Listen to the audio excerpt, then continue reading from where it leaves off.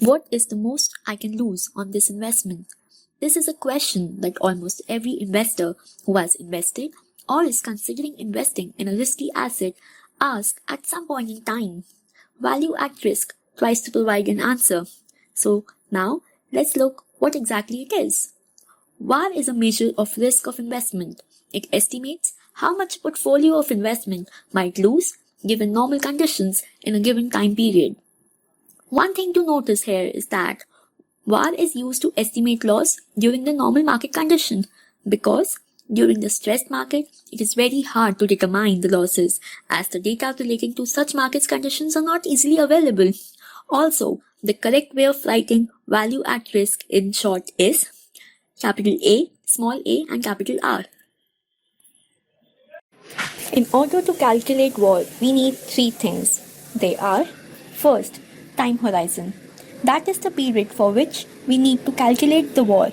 Some of the time period for which we calculate VaR are 1 day, 10 day, 1 year and so on. While calculating VaR for credit risk, we usually calculate for 1 year VaR. Second, probability/confidence level. This represents the probability percentage with which we are estimating the VaR. We calculate VaR at 95% or at 99%.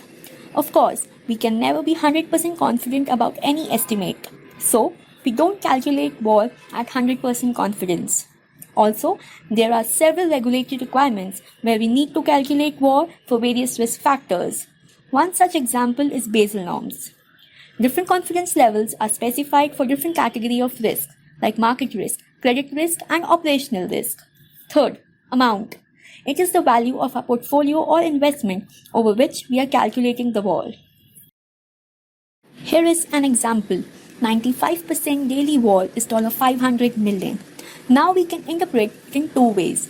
The two interpretations shown here are the same things, just different ways of looking at it. First, the maximum possible loss that can occur in a single day is $500 million with a 5% chance of being exceeded. In this, we see from the right side and we see it as a maximum possible loss. Second, in 5% of the worst circumstances, the minimum possible loss is $500 million. In this, we switch our view to more conservative and we see it from the loss angle. Here, we see VaR as minimum possible loss which has a 5% chance of being exceeded. Usage of VaR in finance. First, financial risk management. Second, financial reporting. Third, financial control. Fourth, computing regulatory capital. The first regulatory capital requirement for banks were enacted in the aftermath of the Great Depression and the bank failure of that era. When the Securities Exchange Act established the Securities Exchange Commission and required banks to keep their borrowing below 2000% of the equity capital. Various approaches for VaR calculation. Here we can see that there are different approaches to calculate VaR, and we will discuss these in next slides. Parametric approach. This approach is based on the assumption that the asset return follows a certain distribution. Most popular choice in normal distribution, as most variable in real life follow this distribution. Formula. In this formula, mu is the mean return. Z value comes from Z table, which shows probabilities at different Z values.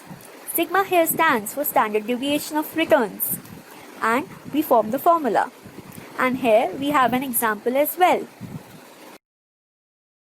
Non-parametric approach. It does not assume any particular distribution. The most common approach is the historical simulation approach. Following steps are followed. Collect past returns on an asset or portfolio. Arrange them from worst to best. Now slice the X% from the worst side. Example, number of returns observations are 200. Then 99% VaR is 1% of 200, that is 2. Now there are three possible answers to this. First, second worst observation. Second, second plus 1, that is the third worst observation. Third, average of second and third worst observation. Hybrid approach. It is a combination of historical simulation and parametric approach. Parametric feature is applied by assigning a weighing formula for different historical return data. The weighing scheme can be of many types, such as exponential weight, age weights, or volatility weight. Advantages of VaR. Value at risk is easy to understand, as we can see in this video as well. Comparing VaR of different assets and portfolio is very easy. VaR is often available in financial software. One can buy it as well. Not absolute value, but it shows the probability, which makes it easy and comparable. Weaknesses of VaR. Wrong distributional assumption, input error, and non-stationary variables will surely give you the wrong results. Past is not prologue. It may not continue in the future. Trends in the data keep on changing, and 1-year-old data or 10-year-old data, they both are given the same weights, which is not correct. VaR is usually used for short-term data. Improvements. Bootstrapping historical simulation. Here we use resampling from our existing dataset with replacement. Resampling simply means we choose a data point from a sample and then place it back in the dataset so that it has a chance to be picked again. The estimate from this method will often be more accurate than the raw sample estimate. Also, Bootstrap is useful for gauging the precision of our estimate. Second, using weighting schemes. Traditionally, when we are calculating the VaR, we are giving each past observation the same weights. But this is not representative, as we cannot justify giving same weight to an observation that occurred 5 years ago and to an observation that occurred 1 month ago. So, to remedy this, there are various types of weighting schemes that we can assign to past observations like age weight, exponential weights, etc. In age weight, we give more weight to recent observation and less weight to past observations. In exponential weights, we use some sort of formula through which we can assign an exponentially decaying weight to past observations. Third, volatility updating.